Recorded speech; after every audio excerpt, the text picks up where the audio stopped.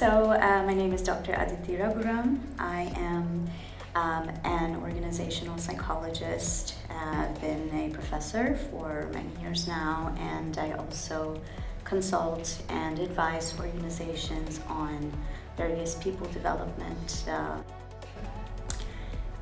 To me, diversity and inclusion, they're two different things. Diversity is about individual differences on any dimension. It's usually spoken of in terms of demographic differences, visible differences, but it is also about deeper level differences like neurodiversity. It is about informational diversity, backgrounds, socioeconomic status. That's not very visible. And that's, today diversity is a fact because we live in a global society and that's not something we can escape.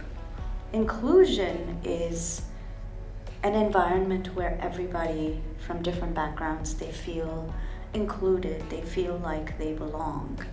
And inclusion is a very deliberate effort that is made by heads of organizations, by HR people, by team members to ensure that everyone feels like they belong, they feel included in some way.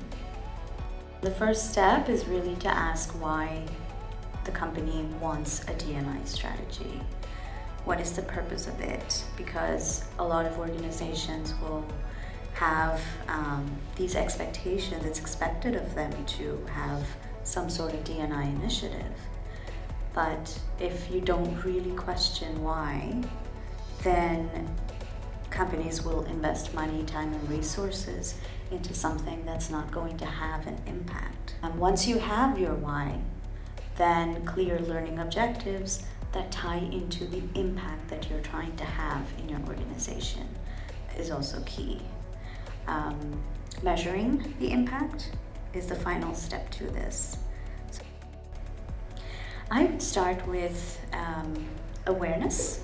The awareness journey is a really important step towards understanding and creating a larger strategy. But that depends on how advanced or how early on the leadership, the employees are in this learning journey, in this awareness journey. So depending on where they are, to create a thorough, comprehensive awareness program for them. And I just want to point out here that unconscious bias training is only one part of the awareness journey, which is still the starting point. I would start with the expertise, someone heading the D&I initiative, someone who is an expert in D&I and also in data analysis. The second thing is implementation support. Is there a team, someone who can help you with implementing all of the programs? The third would be your subject matter experts. Are you using internal or external resources? The fourth would be tech support for your learning platform, your LMS.